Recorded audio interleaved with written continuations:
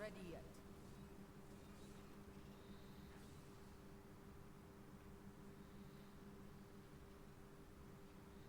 Bad map for the speed run.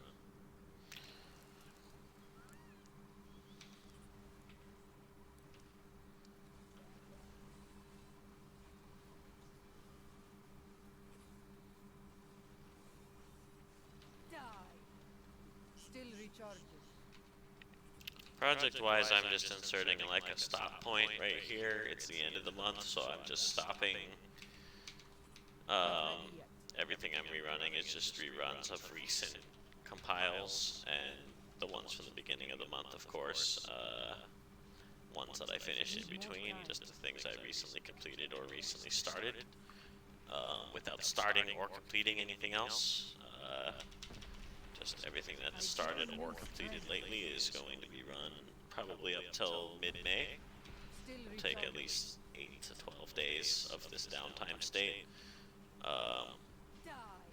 because I have a new checkpoint, kind of a project definition point, because of the game design aspect has transformed into kind of like two different game concepts, which kind of weave through each other. In other words, parts of each game are contained in the other game. And I'm trying to figure out a short, easy way to make sense out of that statement, to quantify it clearly. Which is this. The gameplay I have in mind is a single-player RPG, metaphysical, philosophical RPG, which is about wandering and secret finding and having conversations with your companions, but is also about creating the game as a participant in creating it. So to reconcile that question, I have to make my part of the content in the game that I'm designing, as one of the players involved in the creation of the game. But then I'm also at the same time soliciting input and facilitating meta feedback between myself and other artists and players who essentially are also contributing into, as creating players of the game, to create the parts that I can't possibly define or imagine on my own, parts that can only be made by having input, by having participation from other players. So when you get to that point in the question of designing the gameplay collaboratively, what you're describing at that point is an MMO. It's an online multiplayer game that is player created, essentially, that is made out of player creations and is necessarily an experience of inhabiting the creations thought up by the players. So other notable games that have content like this already would be, of course, Doom Classic with its modding and map building community, Mario Maker, Minecraft, Roblox. There's a number of games where the player-made content is the centerpiece, the thing that the game is actually about. So in the context of a philosophical / metaphysical RPG, wandering exploration game, which is also about building environments that are places to relax, places to hang out, places to create within, it becomes a game about the craft, a game about crafting. And crafting about gameplay. We're doing both. We're getting the feedback of going both directions along that hallway or channeling rectangle, as it were. So this idea is so potent and so huge that I literally just have to kind of stop making anything different or new and kind of let an interval pass, then come in and finish things that were just sitting there during this interval that need to be finished up before they're going to expire out of my immediate archival feed, figure out what to do with them, essentially. But from here out, this is the launching off point of all actions are going to go into one of these two things: the part of the game that is my story, my gameplay, the Zen Paradox game and its levels and concepts, and the act of the MMO piece, where we are building the game, the gameplay, the components of the game from other players who I'm involved with, who essentially, without whom I wouldn't have this idea. I wouldn't have the concept for a game that we are all creating by contributing art and by contributing the concept for the kind of art spaces it is that we want to inhabit in our game together, that we want to explore. I want a game where I can travel into a really cool tavern meeting place kind of thing and visit a skeleton who is talking and singing, along with interesting music made by other players in the same game. So he's like the vocalist, he's like the front person, but he doesn't create the music or the actual compositions. He just speaks and sings along with it. So, I mean, this is just an example. You could do anything in this game, any type of creative content you want. In the game Palace chat, you put your pictures and your drawings into the game and chose what your avatar character was going to be, who it was going to be. I played in a part of it where we were playing as South Park characters. But basically, Palace Chat is just the same thing. It was a game where the players created the hangout spaces they wanted to hang out in. And I understand that's what people are doing in Second Life and The Sims, like already. That's how we play those games. But the MMO sense of what this particular concept is that we're making high immersion spaces that express what we're trying to express with art and with gathering. Like, it's the necessary fusion of gathering and artwork as both a listener and a maker. And it highlights and emphasizes both pieces of the action as this kind of fused second-person mode, hybrid, perspective-collided moment.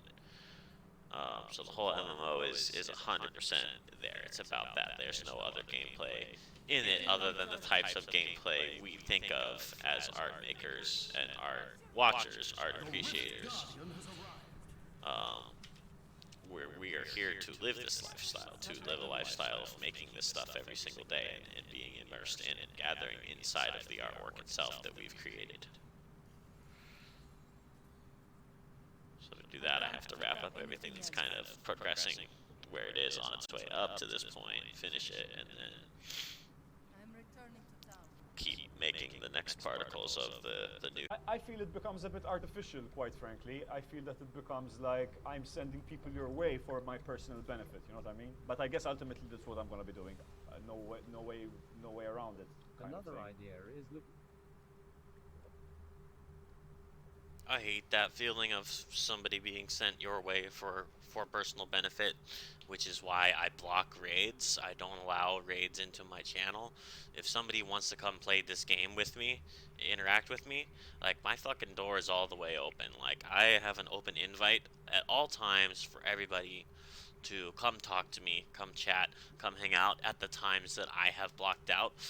And I've spent a great deal of time talking about this over the last 2 months, in my chapter 2 for 2021.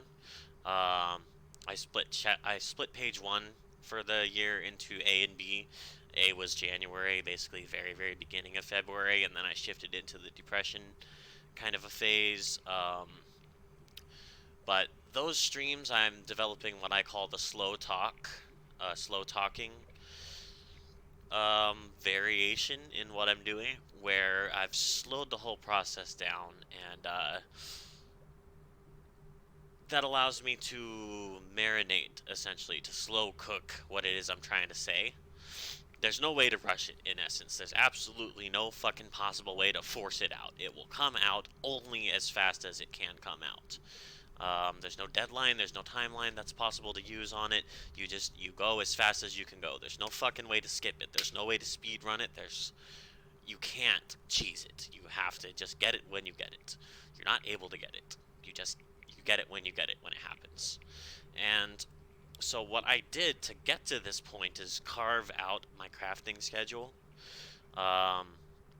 such that I can commit myself to coming in here at least a couple times a week and being immersed in the process of this throughout most of the rest of the time, even the time I'm not sitting here in front of this computer. In other words, the computer's sitting in front of me, I'm not sitting in front of it. So the majority of this time that I have something running in the always on tag, I'm listening to it. I'm immersed in this idea. I'm immersed in the concept. And I invite you to come be immersed in it as well. I've been trying to explain this immersion premise to Jazz MIDI Collective and Magmo and Pixel Wolf, because to play a game, to come play a game, you need to have immersion. You and I need to have a shared immersion to play the same game. There's no other way of playing the same game except conducting a shared immersion. So therefore, you have to be in a position that you want the immersion. You have to be choosing actively, voluntarily deciding the only way we can do this is voluntary. Only we can help us is another variant sentence from the come from this. We are desperately trying to contact us. Only we can help us. We have to choose shared immersion, and we have to choose to be immersed in the process of speaking our message and reading the messages that are spoken, and going in this meta feedback process to hear the message, speak the next message, listen to that message. You listen to it, I listen to it, I listen to your picture of it, you listen to my picture of it, and then both of us listen to this somehow separate entity picture that exists after your picture of it and my picture of it meet and have a conversation. And those two pictures are speaking to each other. That's when we are in the Zen paradox. That's when we are here in this object, this meta feedback thing, the fucking elevator. The elevator is what I'm crafting. The elevator is what I'm constructing. This thing that carries us to that point where my image of it and your image of it are talking to each other, and we're seeing something in conversation that we're creating that wasn't there in any one of our individual strings of syllables. It's only there after it's a fucking conversation. Conversation is gameplay is the fucking punchline here. Another idea is looking for people who look like they're interesting. That's a very interesting. But of course, that's what we're doing. I mean, this woman looks interesting, but it looks like a fake woman. They're going to fit inside. Yeah, you've got your 6 by 6 Still and recharging. 5 by 7. I Yeah, like I it. know they're white, but you've got I like that. I I like that. Oh, let me skip ahead though. Yeah, I phrased that stupidly. Fake QVC. We've been on for about LMAO. like 52 minutes Need before I more went in. time. Joking, that was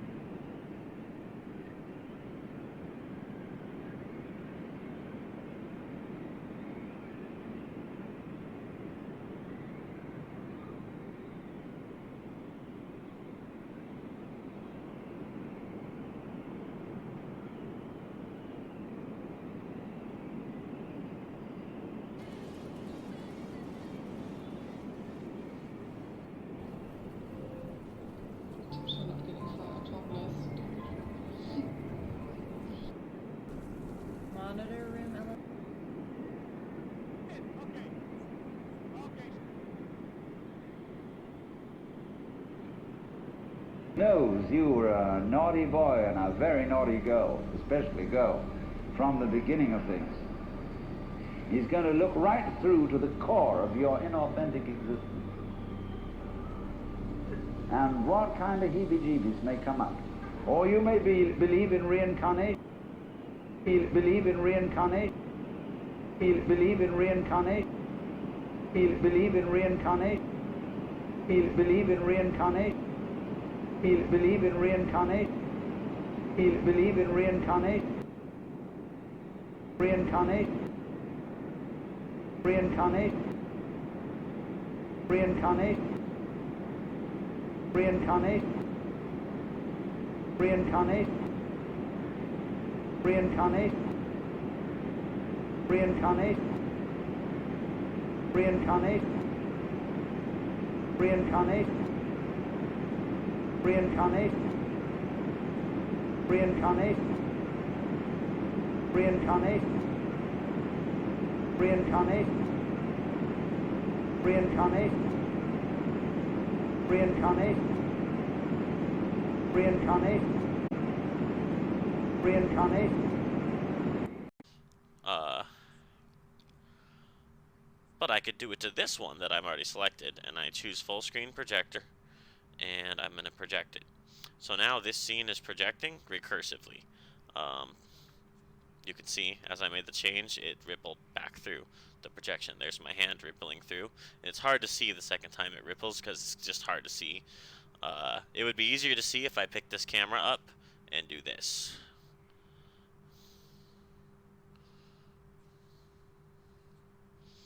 That's the ripple.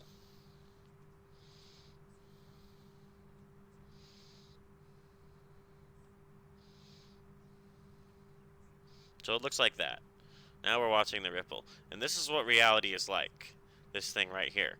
There's a distinct feeling of there being separate layers, separate planes or dimensions, dimensionality. And then there's the next one. What's between the two is something you can't see. Space. You can't perceive it. It's the empty thing inside. You can't see it. It's imperceptible. The only way to perceive it is to perceive the objects and the interval between them. That's when Watts says time is a measure of motion, which involves us in certain illusions. That's what he means. He means that you can't possibly perceive it except by studying the objects and how far apart are they, what is their motion, what's the space between them. It's the only option. It's the only way to do it. So,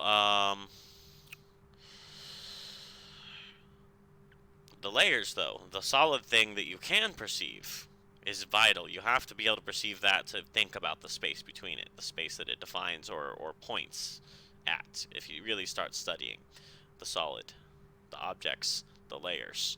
And that's what you see here in this interpolation. You see each layer going back and back and back. But clearly they're all coming from this actual one here that I can touch in reality. This one. This layer of my rectangle object.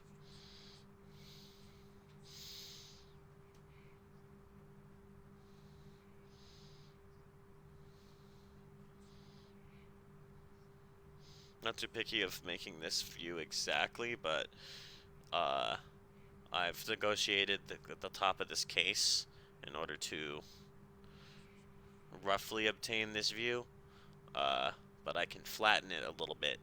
But I mean, that doesn't do a whole lot for me other than end up with the view being tilted. If I want the view to be straight, these back two legs have to be at the same height on this little piece of equipment I have here. But it's not perfectly untilted. It's not completely level. It's actually a bit fucked up, but that's okay. Because the goal here is just to see the screens in my hands. That's all I want to be seen here. So we were talking about procrastinating with great precision. I just noticed that text right here. That's what reminded me what I was talking about when I started showing you the layers. So the next thing I'm going to show you is what I'm doing right now. Surprise, surprise, it's March 25th, 59 days ago, or approximately 59 days ago. We're in the ending point right here. We're in the ending point of this 59 or 60 day period. And what I want to know is,